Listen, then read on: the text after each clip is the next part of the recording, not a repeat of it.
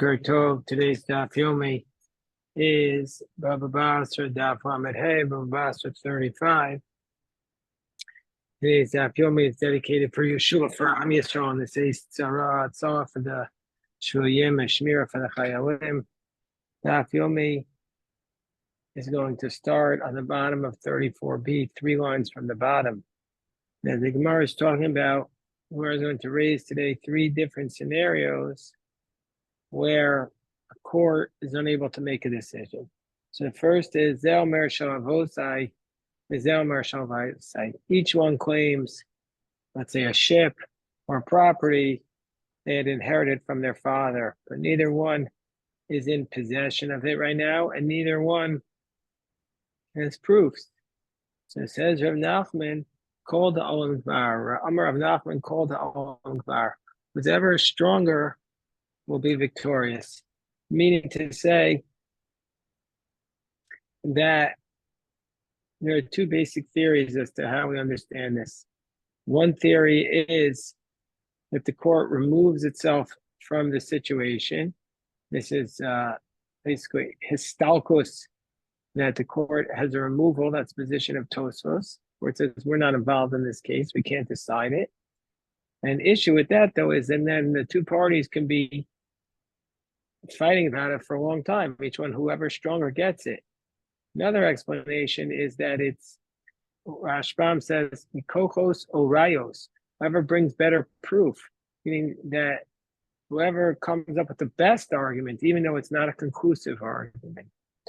The Rosh says that the reason why this case of Kol Da'am Var works is because the assumption is whoever is the true owner is going to work harder to retain it, and the not true owner will anyways not work as hard because he thinks that the other person might come up with witnesses.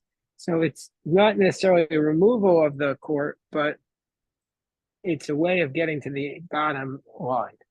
So it says Rav Nachman called the Olam Gvar. So the Gemara asks, why in this case do we say called the Olam Gvar, whereas in another case we say either we split it or the court gets to decide? Ma'ishna, says the Gemara, Mishnei Shtaros Hayotzim B'Yom Echad. From a case where, let's say, Reuben was giving a gift he had a property to give away, and there's one contract that says Reuben gave it to Shimon on Sunday, and another contract says Reuben gave it to Levi on Sunday. And since in that case they don't usually write the hours in that locale, they didn't usually write the time of the day. So therefore, it doesn't matter which one gave it first on that day. We assume it's the date. The date is what's important, not the hours. And so therefore, they both have an equal claim to this contract. So 2 contracts go out on one day. So top of 35a, the Rav Amar Yochoku. Rav says under those circumstances, we split it. Shmuel says under those circumstances, Shuda the Daina. So Rav says you split it because they both have an equal claim, but Shmuel says Shuda the Daina. Shuda coming from, some say it comes from the word to throw, meaning the court gets to choose who's the winner, and alternatively, some say that the court can choose whoever they want. It's like Shochta the Daina, like a bribe of the judges. I mean, the judge can choose whoever they want. So Shmuel says Shuda the Daina, and Rav says Yachoku. Why does Shmuel say Shuda the Daina? Because in this case, the Gemara is asking, what's the distinction between why Shmuel says Shuda the Daina here, and that the court gets to decide, as opposed to Kol Da'am Gvar, as opposed to whoever stronger gets it? That's what the Gemara is asking. What's the difference? So the Gemara gives the difference is awesome. In the case of Shmuel and Rav, i.e., the case where the 2 contracts went out on the same day, we're never going to get to the bottom of the matter. Meaning to say, they both have an equal claim to it, and so therefore, since the court can never get to the absolute truth, we're going to say either split it or the court gets to choose. But in the case of each one claims that they inherited it from their father, Equal make a moa de milsa.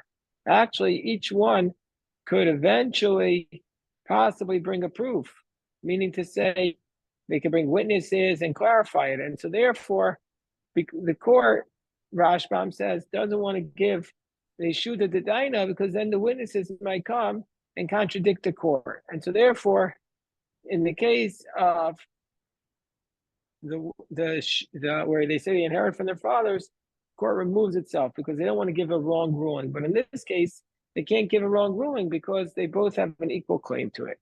And so therefore we say Shuda the Daina. Mar says, but there's a third case. Why is this different from the following case? Hamachav para b'chamor. That this is the case we had in Bava Kama. If a person is trading a cow with a donkey, v'yolda, and then the cow gave birth or the donkey gave birth, but we don't know if it gave birth before the transaction took effect, in which case the purchaser is actually then buying the offspring also, or if it took place, if we don't know if the birth happened before the transaction, in which case the purchaser is not getting the offspring, or if the birth took place after the transaction, in which case the purchaser did purchase the offspring. So also respect to selling a shifcha, the yolda, and so zelmer achal macharti yolda, each one claims that the first one says, the seller says that the cow gave birth before he sold it, so therefore it's his offspring. And the purchaser says, no, the cow gave birth after I purchased it. Yachoku. So there we don't say Shuda the Daina, and there we don't say called on var. There we say Yachoku. So there we say split it. So what's the difference between that case? And why don't we, first of all, the Gemara doesn't here bring up the idea of Shuda the Daina, Rashbam discusses it. So Rashbam says, with respect to exchanging a cow for a donkey, both of them have what's called Drara de Mamona. So, well, first of all, let's read the Gemara and then we'll come back to the Rashbam. In this case, with the cow and the donkey, both of them have a drara on the mamona. They both have a claim on the money. They both have a relationship with the money. We'll see what Rashbam says. Rashbam says, when you change the cow with the donkey, both of them have a drara de mamona. Because the cow, the cow and the shifcha ended up actually belonging to both of them, one after the other. And each one of them makes the same claim, or that it gave birth in my domain, or also alternatively, the other one says, no, it gave birth after it was sold.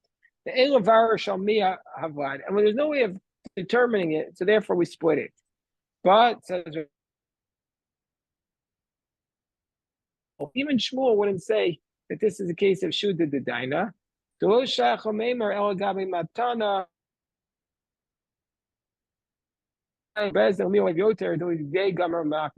Because in the case of the gift, the court could try to figure out who the person who was giving the gift liked more. But here, this is not a case of who did he like more. It's just a case of something happened and we just don't know who. So here we don't say it's a case of Shuda the Daina that the court could possibly determine it. We just say that the court should split it.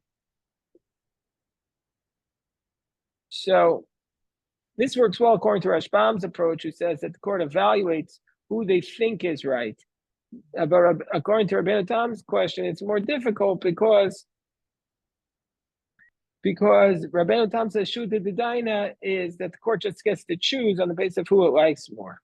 So we could also say that this case about the Machav Par B'Chamor is the Machokes Tanoim, and it's possible that Shmuel would just say that it follows a position that he doesn't agree with.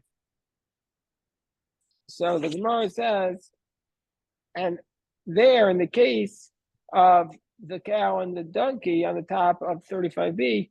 Hasam Islay George of the Mamona. Well, who Islay George of the Mamona? And so there it's just a case of both of them have a claim. It's not a question of who. It's not a question of who he intended to give it to. It's just a question of which one has the claim. And so since they both could have a claim, therefore they split it. But in this case, if it belongs to one, it doesn't belong to the other. If it belongs to the other one, it doesn't belong to the other. As Rashbam says, the land didn't belong to the other one forever.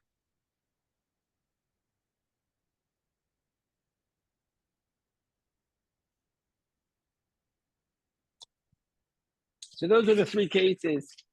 Called Olam Gvar. Basically, called Olam Gvar, whoever stronger gets it, that's in a situation where the court could eventually determine it. We just don't know at this point. So the court says whoever's stronger. Then there's the case of a situation where the gift went out and both of them have an equal claim to it.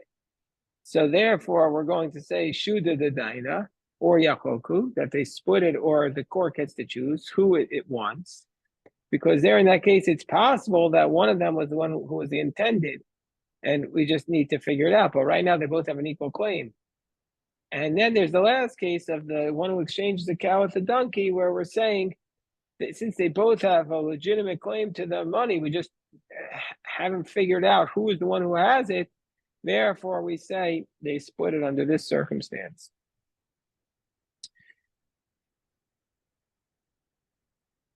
The Yad Ramah gives another explanation. He says, what's the distinction between Machav Par v'Chamor? Because it's possible in the case of the one who exchanges the cow with the donkey that there's nobody there who's a liar. Each one is making the claim because maybe it happened while it was theirs, and so therefore we split it. But in the case of each one saying they inherited from their father, it's possible that one of them is lying, and it seems that one of them is absolutely lying, and so therefore, if we'll split the money between them, that means we're benefiting a liar, and we don't want to for sure benefit a liar. Now the Gemara says, Amri Nardai in Ba'acham and Ashuk, so now in this case of this boat, which neither one can bring proof that it was their father's, and so we say called Olam Gvar, but in the meantime, somebody else came from the marketplace and grabbed a hold of that ship. We don't take the ship away from this third person, even though he's not claiming anything. He's not saying it was his, because since it's possible the first two guys don't have it, we don't take it away from the third guy. Tani Rabbi Chia, as Rabbi Chia taught, Gazlan shall rabim shmei Gazlan, that if you steal from a group of people, you're not going to be considered a Gazlan. Gazlan shall rabim, if you steal from a group and we don't know who owns it, therefore it belongs to several people, we don't know which one. That's not considered a robber, meaning to say the court does not need to take it away from him. That's what Rabbi Chia says. Now, this is a big problem because we know that this seems to contradict the Gemara we had in Bava Kama 103b, where if you steal from 5 people and you just don't know from which one you stole from, there it's the case you stole from 5 people and you don't know from whom you were robbed, and each one claims it was me, then the court does indeed take it away from you. And there's a dispute between Rabbi Kiva and Rabbi Tarfon. Does he have to pay each of them, or should he just put the money between them and run away? Because there, in that case, he certainly stole from one of them, and so therefore he's for sure obligated to return it. So that's how Tosfos explains it. Tosfos says,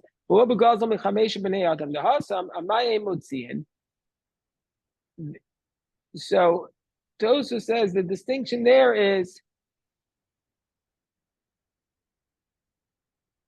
that there he knows for sure he stole from each one of them.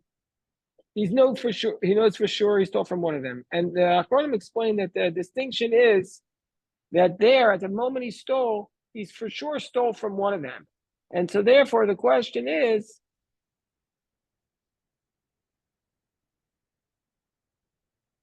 even though afterwards it came out to be a doubt, that's not going to exempt him, and the court will make him pay. But in this case,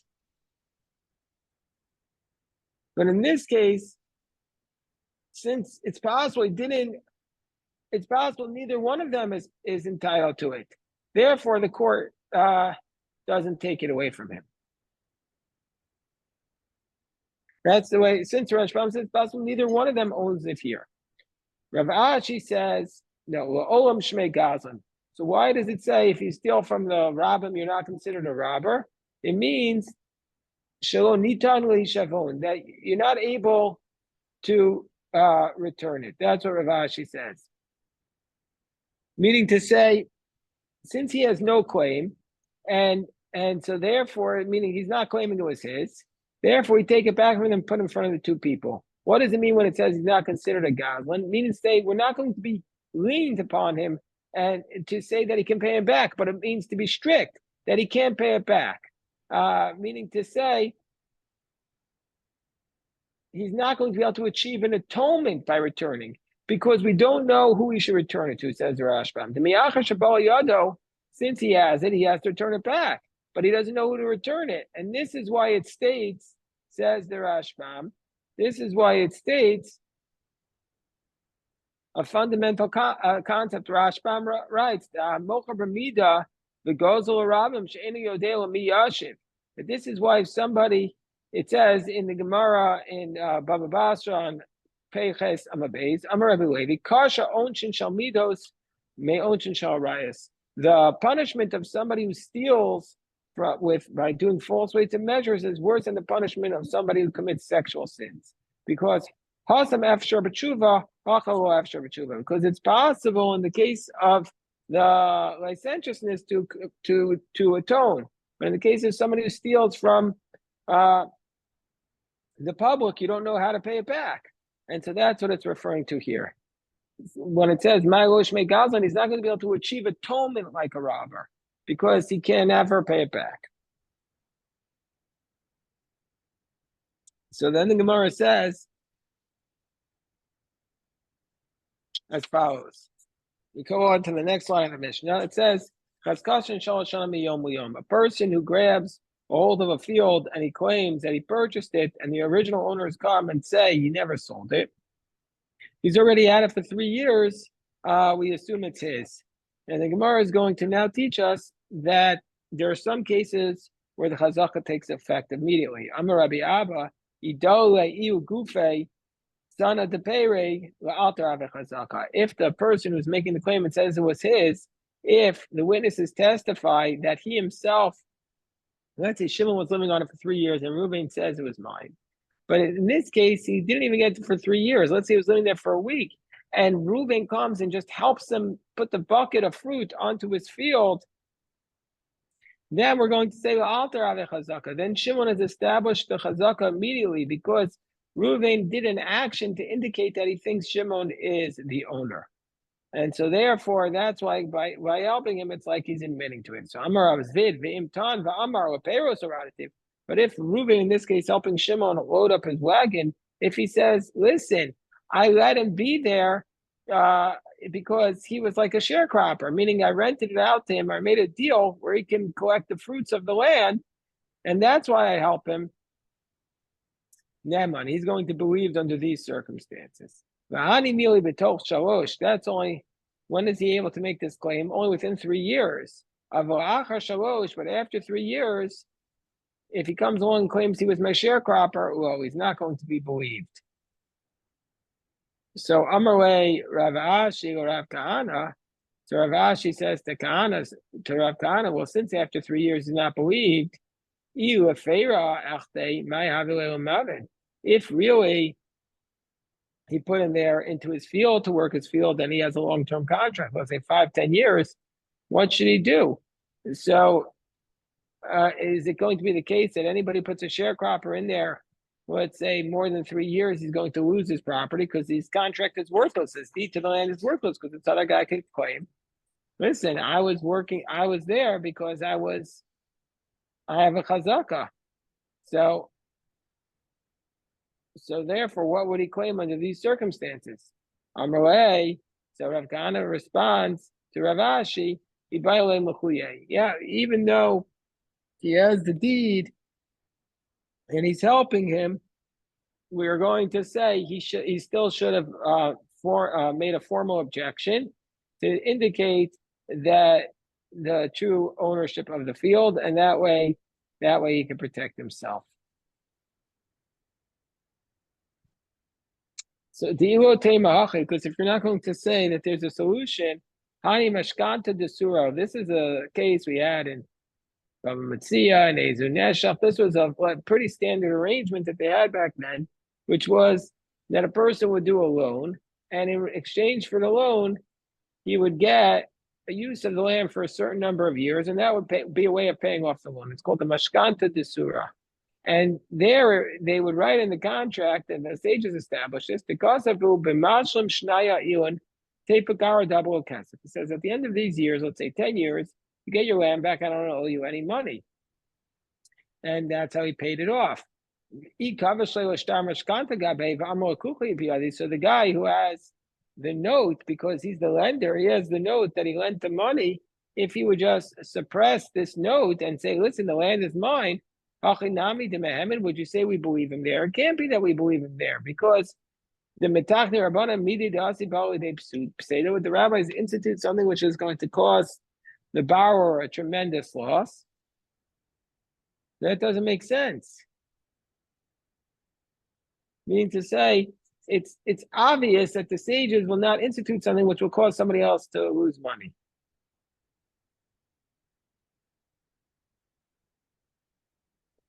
So if a person does this type of loan, as Mashkanta Desura, he has to mark on his note that he's making a formal objection. And he has to object before the 3 years are up to indicate that this is his property. And also, in this case of the sharecropper, he has to make a formal objection. Amar Rav Yehuda, Amar Rav Yisrael, Abba Machmas Ovikakavim. So let's say a Jew comes along and makes the claim to the property, and he says he bought it from an idolater. So Reuven says to Shimon, you're on my land, and I have a contract. And Shimon says, no, I've been living here for 3 years, and I bought it, not from you, but his taina is he bought it from an idolater. So if that's the case, Harehu Ka'ove Kochamiv, and is going to be considered like an idolater, just like the idolater can't claim a chazaka, he can't claim he's been living there for 3 years, he needs to have a contract. So to the Jew who comes from the idolater has to come with a contract and not with a chazaka. Rashbam explained the din chazaka leis le'akum. We'll call man da'asim machmasei. That we don't apply the principle of chazaka to the idolater. Why? Or anyone who gets it from him. The stam akum gazlanim heim. Because as a baseline, we assume that the idolaters would be robbers. The Yisrael yarelim chos, and the Yisrael would be afraid to voice his objection. Therefore, the sages did not institute a chazaka for idolaters. The law of chazaka was a takana, and it was not extended to the idolaters. Therefore, but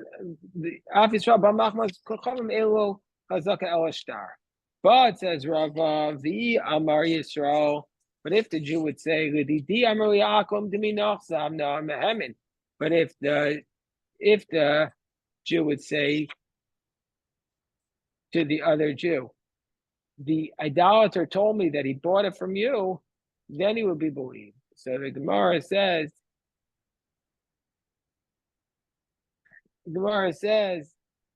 that doesn't make any sense.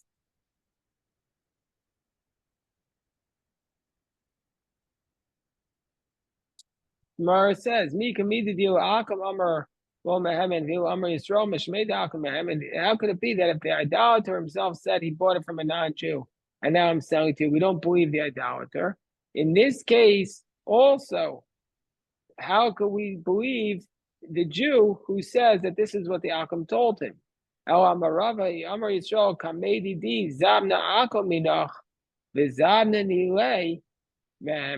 So no, if this is what Rava meant to say.